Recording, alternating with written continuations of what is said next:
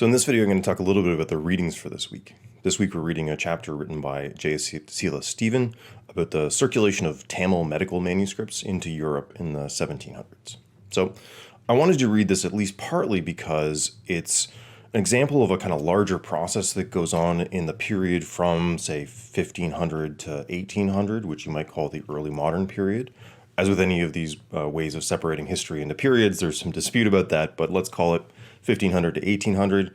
And the context that I'd like you to get here is the context of colonialism. That's the period in which the sort of colonialism by European powers profoundly shapes the development of A, the world, and B, modern science.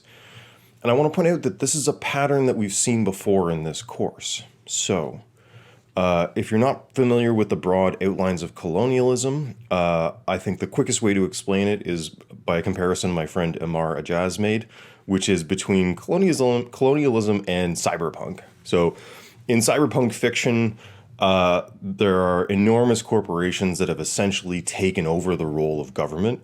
That is, they've either fused with government or replaced it entirely, and they essentially control huge areas of the planet and all aspects of people's lives. So you work for the huge corporation, they own the building that you live in, they own all the stores, and they run the army or police, something like that. So cyberpunk is this near future vision of how things might be, but Amar points out that actually that's a vision of how things have been for quite some time, especially in colonialism. So colonialism is when, or at least the sort of origins of the process began when enormous companies backed by governments or kind of continuous with governments took over large areas and ran them essentially as hegemonies. So the main company that did this in Canada was the good old Hudson's Bay Company. You may have seen their blankets. They're good blankets. By decree of the English king, the area in purple here was all given to a private corporation. Like, it was gifted to this private corporation, which would become the Hudson Bay Company. And they sort of controlled this area for decades, like quite some time. Another major company that was in this sort of business was the Dutch East Indies Company. These were some of the first modern corporations. Corporations in the sense that a bunch of wealthy people would pool their resources together, share the risk, sort of mitigate the risk to each of them individually. They were backed by governments in legal terms, and they sort of at their height, they were unbelievably enormous. So the VOC had an army about twice the size of the British Army. And the reason that they needed such a vast army was that they would impose what they would call fair trade terms on foreign nations. So here's a quote from Jan Cohen. VOC is essentially his CEO, the CEO of the VOC, to the board of directors. It says, "Your honors know by experience that trade in Asia must be driven and maintained on the protection and favor of your honors' own weapons.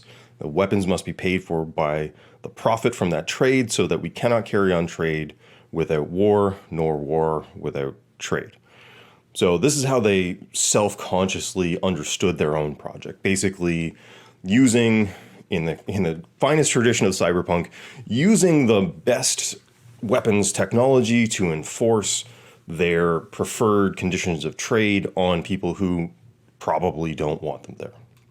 Okay, so there's a whole bunch of these really enormous companies heading out into the world in the early modern period, and what they're doing, I think it's fair to at least broadly characterize this as a version of something that we've seen over and over again. So this larger picture that I'd like to locate this week's readings in is very similar to this story that we heard from good old Ashurbanipal way back at the beginning of this course. A large political organization dominates some region which doesn't share its kind of like cultural or scientific beliefs. And in dominating it, they sort of collect up huge amounts of knowledge and information from those areas, centralize it, and in some sense are transformed by it. Not necessarily morally, but scientifically.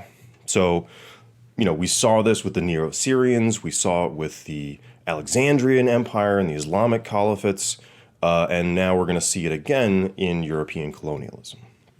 I hope it's clear that none of this is an endorsement of any of these political organizations as good. I just think it's really important to see how the way that politics shape the science. Okay, so the reading for this week is a pretty specific slice of this very big picture. We're looking at the sort of circulation of medical knowledge through Tamil manuscripts. That is one of these. So the English India Company is one of the large sort of cyberpunk-esque corporations that started doing colonialism in India. And what they're doing there, the short version of the story is, while they're enforcing trade on these areas at the barrel of a gun, they're also collecting up large amounts of information and knowledge from them and shipping it back to Europe. So that's basically the story. And we're looking at one very specific instance of this, although it was happening all over the world. Okay, so the main subject of the paper is Siddha Medical knowledge, which was written in Tamil. That's as opposed to, say, Ayurvedic medical knowledge, which would have been written, I think, in Sanskrit. So Stevens describes how Europeans who arrived in India became quite interested in what the locals knew about medicine. One group that she picks out is the Jesuits, who are kind of branch of the Catholic Church. And they were going all over the world in the early modern period, essentially trying to get converts to Catholicism. So they would travel along with these mega corporations, go to the towns that they set up as a kind of landing point, and begin to sort of try to understand the people that they're trying to convert, and then gradually begin the process of trying to convert them.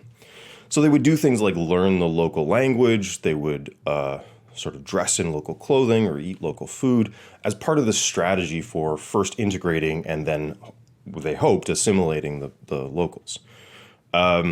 So the Jesuits were, amongst missionaries, relatively sophisticated about their strategies because they really would try to understand the culture that they're looking to, in some sense, religiously take over before they tried to take it over, rather than just sort of stomping out the local culture. Stevens describes, for example, as one example of this sort of like collecting knowledge from the European perspective from abroad and bringing it back. She describes how a Siddha cure for rabies is recorded by a Jesuit, sent back to France, and obviously translated, and then that comes into the hands of Louis Pasteur, who ends up coming up with one of the first vaccines for rabies. So it's not clear that the original Siddha cure was a vaccine for rabies, but the kind of base of knowledge that people in Europe in the early modern period were working with was enormously expanded by this kind of gathering and centralizing of knowledge throughout their kind of regions of political control. Okay. So these Tamil medical texts that were being collected and translated and sent back to Europe contained a whole bunch of stuff. Various groups were collecting them, not just the Jesuits, but they had things like, so these texts had things like medicinal plants, metallic medicines, dietary advice, diagnostics, and the broader theory of health and disease that all of this was deployed in the context of. So these subjects would have been familiar to any European doctor. So European doctors, as we'll talk a little bit about in the other video, were very familiar with the idea of using medicinal plants or metallic medicines, dietary advice, and they had their own systems of diagnostics and sort of medical theories. So the basic structure of their understanding of medicine would have been extremely familiar, although the way the content is filled out would have been quite different. The motivation for this was partly purely scientific. I mean, people wanted to understand more about the world.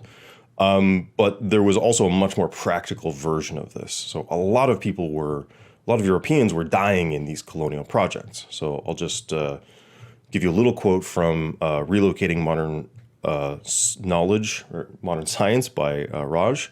So Raj writes, It's important to note that maintaining health at sea was a major problem for Europeans until as late as the 19th century. Indeed, out of the 120,000 Frenchmen who sailed to the east between 1664 and 1789, whether as ordinary sailors or important officials, 35,000 died during the voyage. So, going to sea was very dangerous. Arriving at a foreign country was also very dangerous. There's a whole bunch of diseases that they didn't have natural immunity to, a bunch of natural hazards like snake bites and such that they didn't know how to deal with. So the people enacting colonialism were dying a lot. It was a very hazardous enterprise for them and the people they were colonializing, of course, but this was a kind of more practical motivation for trying to understand, especially the medical knowledge of the places that they were landing. Okay, so there's a whole bunch of stories in this reading. I want to pick out just one because I think it gets the flavor of this nicely. So Stephen tells a whole bunch of stories, but the one that's most interesting to me is the snake bite pills. So Christian Frederick Schwartz was a Protestant missionary living in this area in 1778, and he was very impressed by the treatment that a Tamil doctor there had for snake bites. There's a whole bunch of dangerous venomous snakes in this area, and there was a doctor who was prescribing really simple, like a pill, that could help with the treatment of a snake bite. Schwartz calls up a friend who, I kid you not, is named Dr. Strange, and Dr. Strange and Schwartz collaborated with a Tamil medical doctor who taught them about his pills. So they brought this cure to the attention of the kind of local English governor, who asked for a sample of the pills to be sent to him for assessment by English doctors. And so there was considerable skepticism about these pills, particularly about their contents, because some of them were, to the European mind, of dubious medical value. Arsenic, I think, was one of them. So, but nonetheless, the pills seemed to work. Everybody who looked at them, the locals, of course, thought that they were effective. Schwartz and Dr. Strange thought that they were very effective. And when they sent them on to the kind of like governor for testing, they found them to be very effective as well. So they overcome the doubts of the English doctors, despite the sort of like ongoing worries about the kind of ingredients they were using. And they were eventually approved for use. And the local English governor even sort of requested or required that they be stocked in the apothecaries in his town. So they were eventually even encouraged by the English doctors. So I think this is kind of characteristic. It's kind of indicative of it gets a bunch of the important features of the relationship between colonial powers and the areas that they were colonizing. So some earnest individuals seem to have taken the local medical knowledge very seriously. So it wasn't the case that everybody who went out on these colonialist projects denigrated and dismissed the knowledge that they were encountering. There was a substantial mixture of people being genuinely impressed by what they were seeing and people being credulous. The attitude of larger organizations. So while some individuals were quite credulous, Stevens described some people who were very dismissive of the sort of local medical knowledge, and larger institutions seem to have had this, we might say, extractive attitude towards the knowledge that was being encountered by Europeans at this time. And by extractive, what I mean is they really selectively took up parts of the medical knowledge that they were encountering. It's not like they would go in there and say, you got this quite well worked out theory of diagnostics and disease and how to treat it, and we're going to just sort of take the whole package very seriously and try to understand it as an integrated whole. Rather, they would look for things that they had a particular practical need for and in some sense take it out of its larger context. So they took these pills. The English governor in this snakebite pill story took the pills, but wouldn't have adopted any of the theories that go behind it or the broader medical practices in which they were embedded. I think this is a kind of characteristic because of some larger features of how Europeans were relating to the new knowledge and experiences that they were getting through the colonialist project. So with the rise of kind of European colonialism, it became fashionable for people in Europe to build up a kind of natural history collection. So this would be a big collection of the, to their minds, strange and exotic life forms that they're encountering abroad. They would take samples of them, sort of stuff them, preserve them, and fill up a room in their house with a whole bunch of these sort of curios. For the rich and famous visiting a new city, one of the things that you would do is get invited to another rich person's house and be wined and dined, but also be given a tour of their, what essentially was a natural history museum. And this would show, in some sense, how interesting and worldly you are if you had a nice natural history collection, and how engaged in the broader project of colonialism you are. They wouldn't have thought of it that way, but show that you're an interesting worldly person. And this is very, it's in the model of consumerism. So these samples were being collected as consumer items. Okay. So I won't spend a lot of time lecturing you on the moral dimension of colonialism. It came with some horrifying atrocities that I encourage you to look up if you're not familiar. But I would like to point out a kind of scientific problem with this extractive consumerist relationship to knowledge you found in another culture. When you take something out of its original context, you very often, or you're at least in a very severe danger of losing what's valuable about it. And I want to just end this with an example of this. I think it makes a nice kind of parable of snake oil.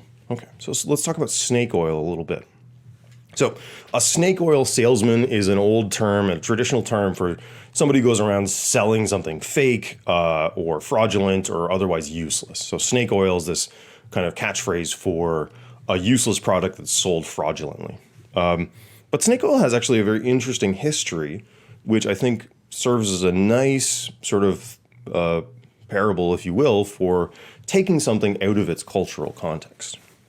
Okay, so snake oil would have been originally introduced to, or at least the version of it that became, snake oil salesman snake oil, would have been introduced to North America by Chinese immigrants who would have brought with them a treatment for things like inflammation and arthritis, which is oil derived from water snakes. They take the body of the water snake and render off the oil. Now, the oil content of the species that they would have used in China had some interesting properties. For example, it has a whole bunch of omega-3 fatty acids. So omega-3 fatty acids turn out to be crucial for overall health and are a very effective anti-inflammatory. The oil from the Chinese water snake has higher content of omega-3 fatty acid than, say, salmon, which is one of the really high sources in many people's modern diets.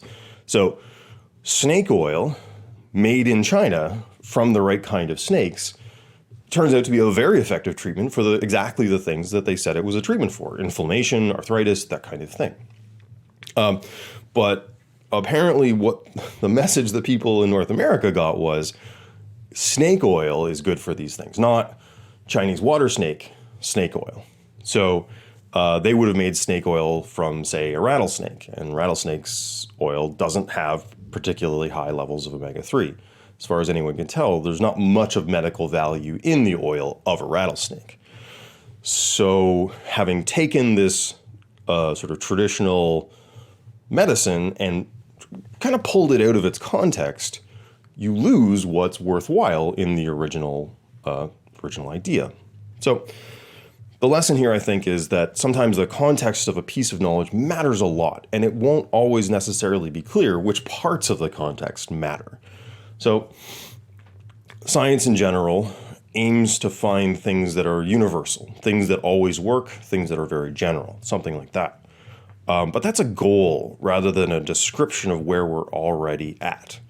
And I'd suggest the idea that you can take a practice or an idea or a custom and just yank it out of its sort of standard or traditional cultural context and expect it to do what it did in the original context is a dangerous idea. It's you're in danger of falling into the same trap that snake oil fell into. So this is basically just a warning about this kind of extractive attitude that seems to be present in the way that colonial powers related to the knowledge that they were encountering in the project of colonialism.